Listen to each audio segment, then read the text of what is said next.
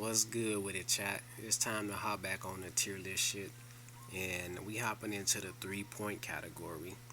And to kick this thing off, we're gonna go ahead and hop on Lopez. As always, the exclusive, we going to the maximal level 3 out of 3. Target lock. When Lopez blocks a shot, he will hit the ball towards a teammate if they are within a certain angle and distance away. After Lopez gains a movement speed buff, his dunk or block success rate increases on offense or defense. So two things about that. It's always better to have the snatch block, but at the same time you don't always snatch block, so it's nice to have the ball knocked towards a teammate, especially if they're in dynasty mode. But again, Lopez is just too slow for me to be in a dynasty mode team. As far as the movement speed gain, that's going to come off your pick and roll. So as soon as you pick and roll, you get that nice movement speed buff. So just know that the dunk or the block success rate increases after that. And then his dominancy. After a successful block, Lopez contested standing dunk ability improves for 30 seconds. So this is the part where you see a difference in style of play when it comes to certain Lopez players. Some of them go post up on the three, and some of them just stay in the paint.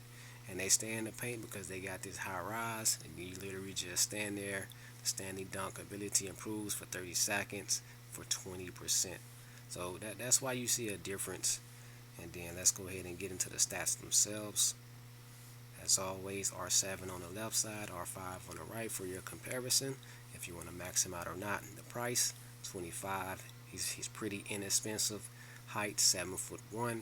So K Towns cannot little boy him with that height advantage.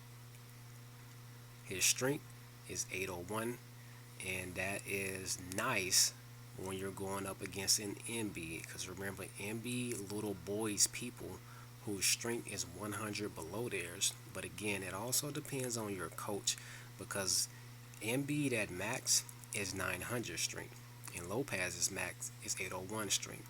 So it doesn't take much for MB to have a coach that boosts his strength by a couple of points. I mean, it's 2 points, so it's not that hard to get past the Lopez. And then again, when he hits the dominancy mode, Lopez still can't hold him at that point. The speed, 310, making him the slowest center in the game. The 3 point is 748, a little bit higher than Joker's 3 points, but a lot less lower than K Town's 3 point. The dunk is 690. I believe at six. Well, as always, all centers can dunk. The 690 is nothing too special when you have all the other centers in like the 700 and 800 range. But again, all centers can dunk, so that doesn't matter too much. The pass is 337, ranking him one of the lowest passers when it comes to the center. I think maybe third or fourth. The steal, 312. Won't be getting too many steals out of him, but you might get lucky. The block is 849. I believe at 849, that makes him the second highest blocking center, only second to Gobert. The defense is 750. At 750, I believe that puts him fourth out of all the centers, and that's only behind Gobert, Bam, Drew, and I want to say, oh no, that's it. Yeah, that's so those three are ahead of him, making him fourth. Rebound, 721, making him the lowest rebounding center in the game with base stats. Okay, so what are we looking for? He has the corner three specialist for those that post up. He has elite rebounder, but again, he's the lowest base stat rebounder center in the game. Prince of Pursuit, since he's the second highest blocker, being able to possibly chase down somebody from the back to get that block shot. No fly zone, helping them block even more. Box out master, level 3. There's the pick and roll master, and if we take a look here, when setting the screen, block the path of the defender more efficiently. Screen success rate increases when setting the screen if your strength attribute. Hold on. 750. Alright, okay, this is actually not how he gets his speed boost. My apologies, that is not how he gets his speed boost. Alright, moving on from that. Dunk monster, poster printer, brick wall. It's not that easy to bait. Got the height advantage at 7'1". Catch and shoot. Again, people who like to post up at the 3 point line with him. Alley-oop level 2, long range blocker, again being the second best blocker out of the centers. That's pretty nice.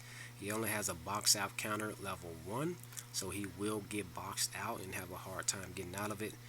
Here's the roll in. Maybe this is what I meant. Quick break there. Okay, it's the roll in. It's not the pick and roll. It's the roll in. So quick breakaway after a pick and roll.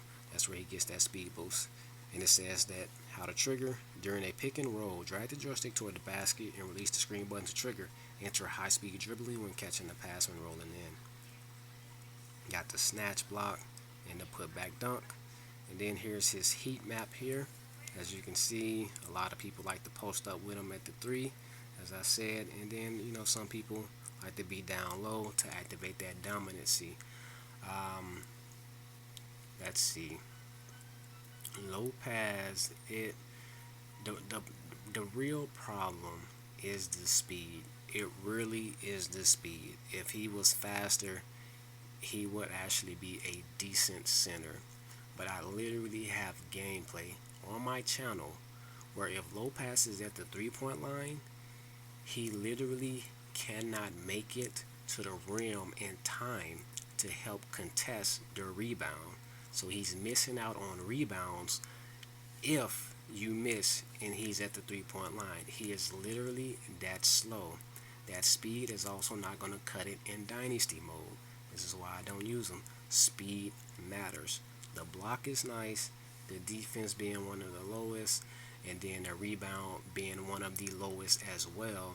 So even if you're posted up in the paint, the fact that his rebound is the lowest is you see what I'm saying, chat, is it doesn't make him useful in my opinion, besides the fact that he can block.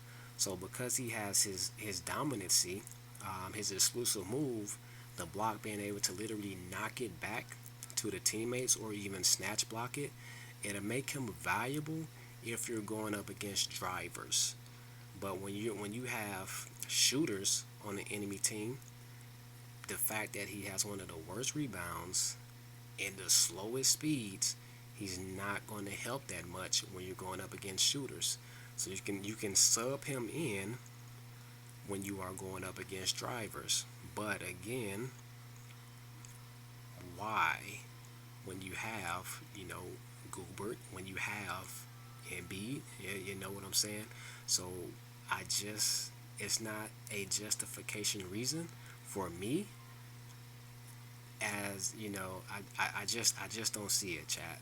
He doesn't have enough for him to really be like one of those go-to force me's, especially now that everybody is about to start getting Anthony Davis, and he's a good blocker, and then Wemby's coming out. I don't know when, but he's a good blocker. So he's really just getting lower and lower and lower and lower on the usage ratage. And the only thing that can kind of make that up would be his 3 ball. If you really are okay with him just sitting in the corner and not being able to help get the rebound and not being able to move that fast. So he's very limited in what he can do.